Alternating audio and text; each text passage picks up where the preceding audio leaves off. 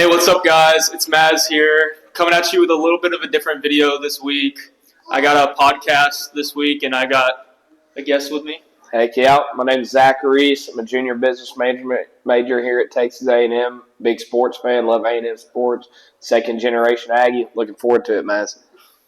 All right, today we talk about A&M today and everything that's going on here, all the craziness. Yes. But just tell us a little bit about yourself, why you chose A&M as the school that you've been going to the last couple of years. Yeah, so a little bit about myself. From a small town northeast of Houston. Like I said, small town, real close to all my friends, family down there. Mom's from Jacksonville, Texas. Got the 903 in my blood. For those followers out there who know the 903. My dad is second generation Aggie, so I've been raised on it. Been bleeding maroon and white since the day I was born. But a little bit more of why I just chose A&M, other than being a second generation, just like it's the family aspect of A&M. We're a tight-knit group. We're going to fight for each other. We're passionate individuals. We work hard, and that's everything that goes into being an Aggie, being part of this school. It's a great place to be. It's a great education. You're going to have a network till the day you die. That's why I chose A&M. Yep. Aggie Network, baby. Heck yeah. Yeah. Great culture down here. Great culture down here. Yes, it is. Yeah, that piece of gold on your right finger goes a long way. A long way. Yep. We're still working towards it. We'll get there. We got 3 more weeks and I get to order it. So, heck yeah. All right. Let's talk about what A&M's done this season and the catastrophe that's happened this year. Well, I wouldn't say it's a catastrophe. Yeah. It hasn't been what was expected, yes. But let's talk about what's went wrong this year with the A&M Aggies. And first thing you got to point out is the quarterback position, obviously. Yes. And Jimbo couldn't really help a lot about this because the starter got hurt versus Auburn right before the first half ended. Mm-hmm. But what do you think he could have done there to maybe make the season go a different way? I don't know. So obviously you mentioned starter got hurt. Connor Wigman is having a pretty good season up to that point. Sadly, did get hurt. But one thing I would like to say about Max Johnson, what you can't deny is the kid's a fighter. He went out there. He played his ass off every – can I cuss on this podcast? Yeah, you're good. All right. Yeah, no, I mean, he played his butt off. So, I mean, we can't deny that. But I think also a big thing that Jimbo needed to fix was it begins with your staff, first of all. Steve Adazio had him for 2 years now. I think a big problem, not even just this year, but last year, was the offensive line for A&M. Not saying that they're bad by any means, but they could be a lot better. I feel like it begins with the coaching up front. If you watch film, our offensive line has struggled with picking up pressure, picking up blitzes, and it's more of a thing of knowing who to block so it's more of a scheme issue than like the ability or the talent level of them. So I think that's a big thing, but also just playing to the advantage of your quarterback.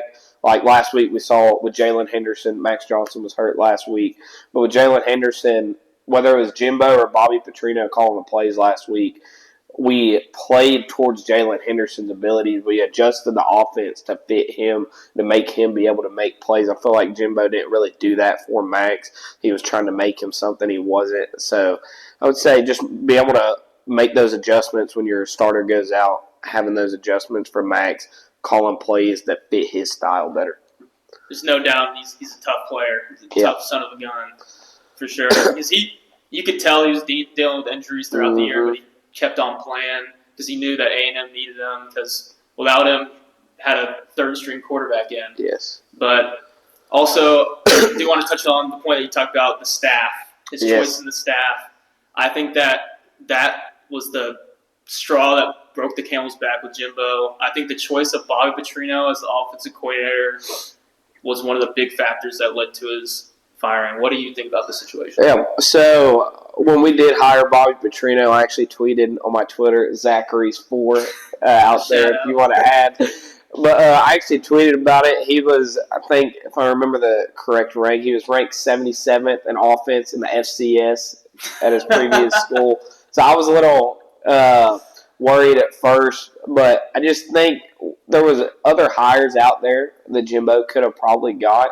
And also with Jimbo's offense, if you ask me, it expired in 2014 with Jameis Winston as his one quarterback that won him a national championship. And he was too stubborn to make those adjustments. Whether Bobby Petrino could have came in and called his own plays or whatever, I think Bobby Petrino was just tasked to enhance Jimbo's offense rather than actually coming in to actually make that change with the offense that was needed. And so I just felt like Jimbo, like I mentioned just now, he didn't make adjustments. He was stubborn. He stuck with what he thought worked, which has somewhat expired in college football nowadays. So, yeah. Agree. And as an Auburn fan, it was tough to see those Jameis Winston years. You know, the national championship game. 2013. It was a phenomenal national championship game, but didn't end well for Auburn there. But now we're going on to the next coordinator. You got DJ Durkin. I think, personally, I don't like him as a person. Okay. But I think agree. he's done a very good job this year with the defense. The secondary, though, it's been questionable at points, but I feel like it's gradually improving throughout the year. And the front sevens, obviously, they've been playing since the get-go. What are your thoughts on that? So the first couple games this season, I was pretty angry with DJ Durkin, especially after that Miami loss. But really, since that Miami loss, I really felt like he's made the adjustments on the defense. Our defense has been, if you ask me, just from the eye test, top 15 defense of college football. The defensive line is outstanding. A lot of them were in that top-rated recruiting class. They've really made their name out there. The defensive line's getting pressure. We're getting sacks. As you mentioned, secondary is still a little bit of an issue. I will say Josh DeBerry has gotten a lot of Aggie fans mad this year. But when we do have him playing at nickel, which is his natural position, he has looked a lot better. Bryce Anderson, before this season, I tweeted out something as well. I said Bryce Anderson is going to be best DB SEC. Now, that's up for argument, but he's a hell of a player. He has a knack to go see the ball. He flies to the ball. He's not afraid to hit. I think he's one of the better DBs in the SEC at that in the country as well. But other than that, I feel like DJ Durkin has really made those adjustments, helped our defense this year. So, yeah. And also, to go off of that, our defense has kept us in a lot of games as well. So that goes to say DJ Durkin and his staff have done a really good job. Agree. Josh DeBerry, his coverage has been susceptible at points this year, but there's no denying that his tackling and his ability to get into the run game has been phenomenal. And also with Bryce, he's a true freshman, isn't he? Bryce Anderson? No. He's not? Second year. Second year? Yeah. Second year. But, yeah, he has a bright future ahead of him. Speaking of the recruiting class that you're talking about from last year, one of the historically best recruiting classes, what do you think about this one? Do you think most of them are going to stay, or do you think a lot of them are going to leave and see other options? I think it really does depend on who we do hire, if we hire the right guy. Obviously, with a new coach, there's going to be some people who are going to transfer in the recruiting class and just on the roster now. That's expected, though. But I really do think A&M really has to hit on this hire of their next coach to be able to keep it to a minimum or a minimal, keep those players here that want to be here, and then also keep those relationships with the recruiting staff. And also mention just the recruiting class for this upcoming year. Offensive lineman out of Katy Tompkins, Ashton Funk. He just posted something the other day on, I guess, X now. It's not Twitter anymore. But he basically said it's more than just football. It's the relationships you have with your head recruiting coordinator at these schools. It's also the education aspect. It's a 40-year decision, not a 4-year decision. So I really think he has that perspective. Like, this is A&M. I'm an Aggie. This is what I committed to. I didn't commit just to a coach. I committed to a program, committed to a school, and I'm going to uphold that. I think also just in general in college football, we're missing that, just like that commitment aspect. There's a reason you call it committing, not playing at a school. I'm going to go commit to a school. Yeah. That's my personal take. But yeah. I totally agree. I was going to say that he's a little bit more old-fashioned in his viewpoints because you were saying that he was seeing it as like a relationship aspect and the culture as well. A&M in general as a school, and you don't see that a lot from kids these days. You see it, like you said, a 40-year commitment. They see it as like a 3-year commitment because they're trying to be there and just go to the league. And you get the NIL, you get all those things, and like you're saying, commitments don't mean that much these days anymore. It's just like, who's leading for me now? That's really what it's been. And you got to keep them with NIL, and you got to keep on texting them every day. But I have information on 2 recruits from A&M that are currently at A&M, or that committed to A&M right now. And you got Cam Coleman, 5-star receiver, Phoenix City, Alabama. And you got Cohen Eccles as well. And as an Auburn fan, I know both of them are looking at Auburn. And I know Cohen Eccles, the big thing for him is about being close to home. Yes. He loves Auburn because I think I've told you this before, but Auburn and A&M are pretty similar schools in that they're very family-oriented, very big Christian schools, things like that. And there's big connections there and here. But he's also looking at Auburn because of what's happening with the coaching situation here. And obviously Cam Coleman being from Alabama. It's going to be a tough situation. Cam Coleman just received a crystal ball on 247. A flip to Auburn, sadly. Hopefully our next coach can retain Cam Coleman. He's a hell of a talent, so hoping he stays as an Aggie. So. I think he's 6'4" and runs a sub 4.5. Yeah, he's a talent for sure. He's a talent. But yeah, and for him, it's tough because his coach is Patrick Nix, who's a quarterback at Auburn, obviously, and he's probably telling him that Auburn's a great school, but also A&M's a great school because he also has coaches on that staff that went to A&M. So it's a tough situation for a kid, but we'll see in the near future what he chooses. Gig him, baby. I just wanted to get your thoughts before we move on from this year about Jimbo Fisher, the job he's done this year, and what you expected of him whenever he first got hired. I know they gave him a plaque that had an open year for the championship, and I just wanted to get your opinion on that. I mean, coming in, obviously he had high expectations. I don't think we were wrong for having those high expectations. I mean, he won a national championship. He brought in a new culture that A&M needed. With Sumlin here, I felt like Sumlin's era kind of died down very fast as well. After Johnny left, it was just a slow, fast regress for the program. But I felt like Jimbo really did bring in that culture aspect. He brought in that toughness. His motto really this year was fight for the inches. And then kind of like Ross Bjork mentioned in his presser on Sunday, he felt like we were stuck as a program, where we were kind of like that car going 55 when the speed limit 75. I really did connect with that analogy because I really did feel like we got stuck. It felt like Jimbo also, his energy was kind of down this year as well.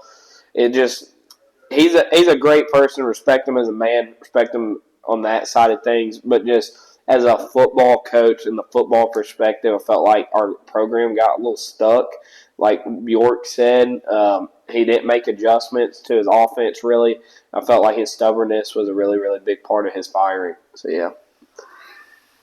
I agree. I think him being a Southern man, I think that it was a good idea to hire him, obviously, in the beginning. But personally, I didn't agree with the level of commitment that we had with the contract. I would also agree. Because the year that it happened was the COVID year, because it was right after the COVID year. Yes. And I don't believe that COVID year was a great showing of a team and how a coach can coach a team. Obviously, A&M had a great year. Probably should have been in the playoff that year. Many people thought should have over Notre Dame or Ohio State. Yeah, screw the Irish. One of those two. But his tenure here at A&M's done. But who do you think, and what people do you think that A&M should look at to hire as a head coach here? Yeah, obviously. So if we're looking for like a splashy hire, I think my go-to guy would be Dan Lanning at Oregon. I think he's done a great job. He's had experience in Georgia as well. Learned under Kirby Smart. Also had some experience at Alabama under Nick Saban. But that's that splashy hire. Personally, I don't think we will end up signing him to be our next coach, making that contract offer to him. But also, I think I've seen a lot of mixed opinions on Jeff Traylor at UTSA. Personally, so my uncle actually was a coach underneath him when he was at Gilmer. He's a great guy. He's developed people wherever he's been at in the college football world. UTSA, up until his tenure at UTSA, had won, I think, at most 4 games, and he's now going to his 3rd straight conference championship game. Going to be bowl eligible for 4 years in a row now. I think he's done a great job. He develops players, like I said. I really do like Jeff Traylor personally. Then also, just kind of that out of the ballpark, like maybe a name we haven't heard yet. I think maybe Lance Leipold at Kansas. I think he would be a really, really good hire. What we've seen him do at Kansas is absolutely insane. He's turned somewhat of Kansas into not just a basketball school, and that's a really, really big thing to say. So I honestly wouldn't mind maybe giving him an interview, see what his thoughts are about maybe coming in A&M. But yeah, those are probably the 3 guys I would say I would like to have. First of all, go Birds. I have a couple of friends that play there, and they love it there. They love the culture there, obviously. 210. But I know a couple of people that are big Traylor advocates, and he knows how to recruit in Texas. He's been coaching here. And the high school connections and are really big in Texas. College level. But I think another name to look at is Elko. Yes. A lot of people have been bringing that name up, and there has been some Dabo Sweeney names that are like thrown around in there, but those people are saying that there's people that we haven't been thinking about that might be in the discussion, but I feel like Traylor and Elko are top 2. Yeah, realistic options because Dan Lanning, even though he'd be amazing at A&M, I think, but he loves Oregon. He came out and said that. And I don't know if it'd be awesome if he'd go here, but I don't know if that's an option at this point. But what do you expect and what do you want to see next year? It doesn't depend on the coach or anything like that. I just want to get your thoughts on what you want to see out of a first-year coach and the football team that year. So out of a first-year coach, I want to see like a different fire, I guess you could describe it, different passion from the players just on the football field. And then also, just with a first-year coach, you want to see his style just get into the fan base, get them hyped. It energizes the fan base, the crowd. Everything about a new hire should energize the whole fan base as a whole. Really want to see that play out. Then also, next year, I think we open up with Notre Dame August 31st. It's going to be a hell of a game for not a first-year coach, but a first game as A&M's head coach to go out there. Let's say we're here, right?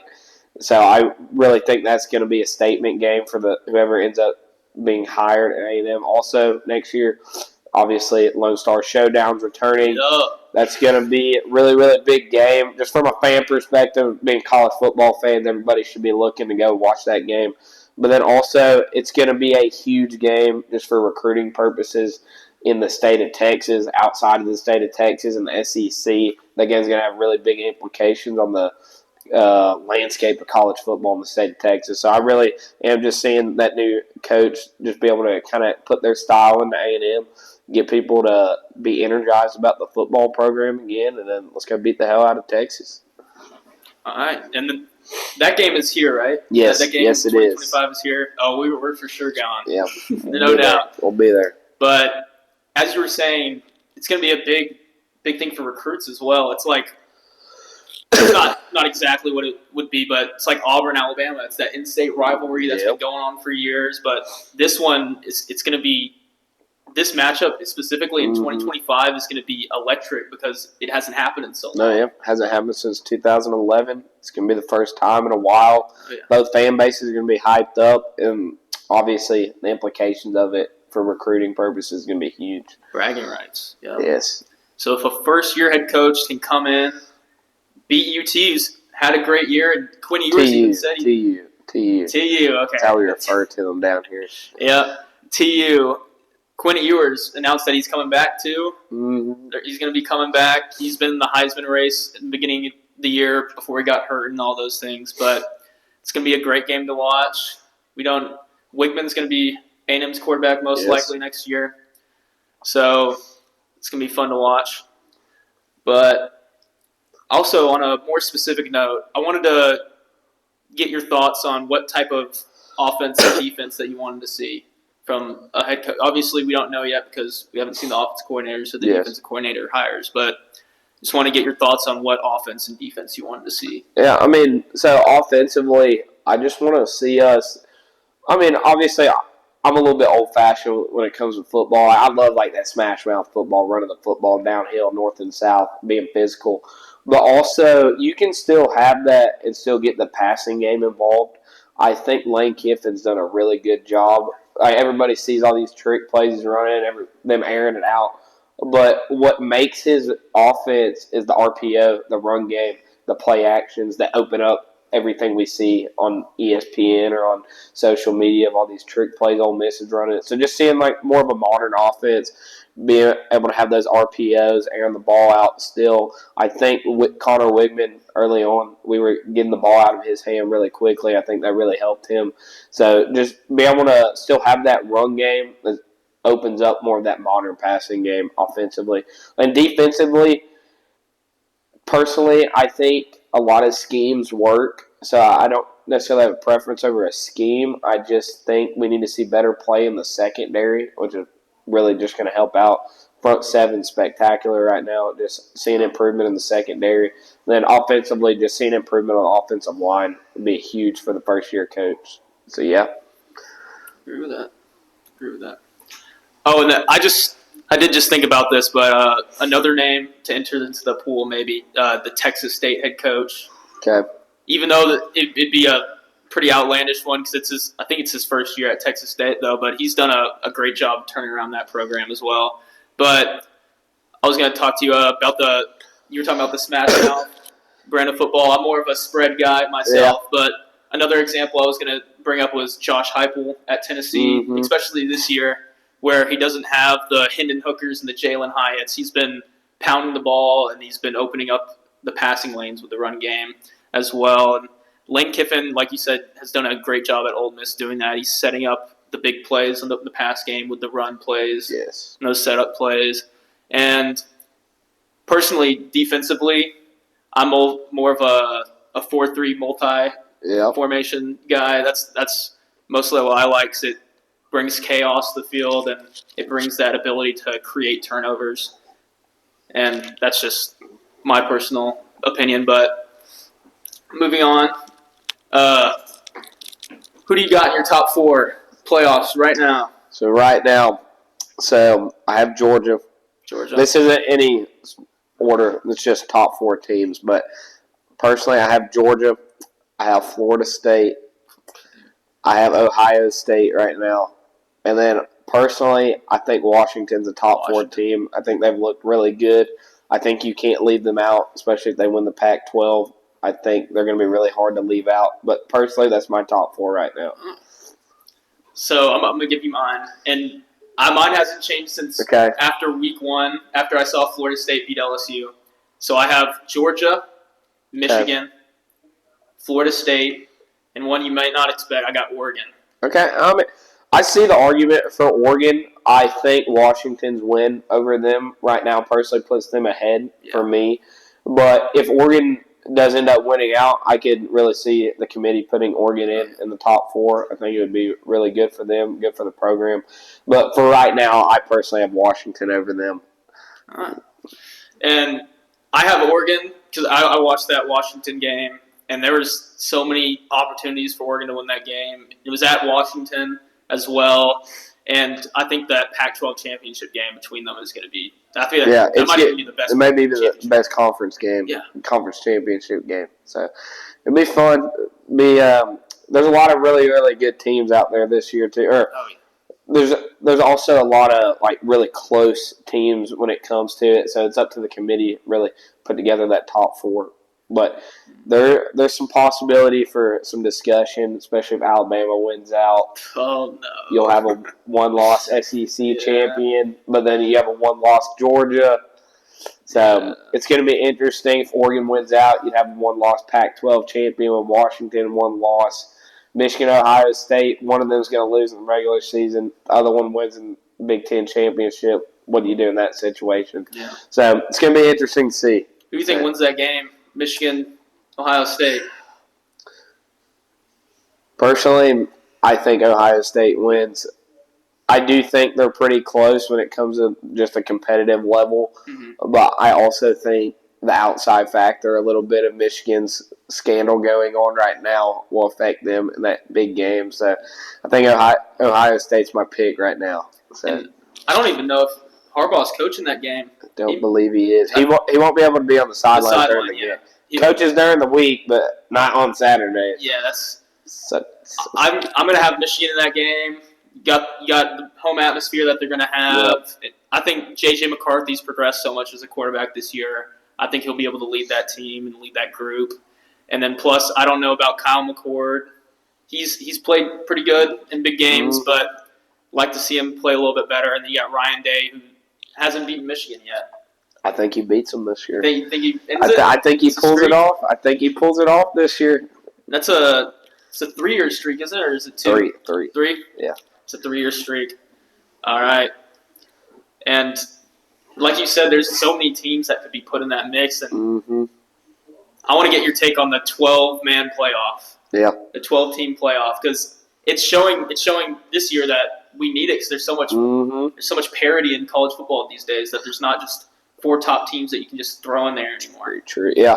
I think the 12-team playoff is good for college football. I can't remember the exact format of it, but I know one group of 5 team will get in for sure. Which, like, in a year like this, when you don't have necessarily a true top group of 5 school, I think that kind of takes a spot away from one of your true top 12 teams. But other than that, I think the 12-team playoff is going to be really, really good for college football. Things can be good. See some really, really fun environments, especially because first round, it's a home playoff game. So, you could have a matchup between, say, Penn State and Alabama or something like that we don't see necessarily. Or, Tennessee and Ohio State, something like that. You may not ever see, but because of the 12-team playoff, we get a chance to possibly see some 2 schools that don't play each other often. So, yeah. That's true. And I had a comment on one of my videos, and they were talking about Michigan, Missouri. And I was thinking about that matchup, and that'd be awesome to watch. That matchup would be sick. But going away from the 12-team playoff, we're going to talk about the Heisman right now. The biggest award that you can win in college football, except for the national championship game, obviously. Who do you got? Right now, I think I have Michael Penix Jr. winning it. Oh, wow. Personally, I think he's shown a lot of good things this year. He's a talented quarterback. He's really impressed me this year. But also, can't overlook Jaden Daniels at LSU. Honestly, actually, change my pick. I'd probably go Jaden Daniels. I think he's best. I mean, obviously LSU doesn't have the best record in college football, but the talent ability of Jaden Daniels is absolutely insane. If you just watch the kid play, he's got the talent, he's got the arm strength, he's got the run. He's tough as nails. Kid takes hits literally every game. That Alabama game. Yes, yeah. He puts his body on the line. But I got Jaden Daniels for Heisman. I respect that. I got 2 people competing for it right now. I got Jaden Daniels, obviously historical video game like numbers even, and I got this is a little bit of bias in me.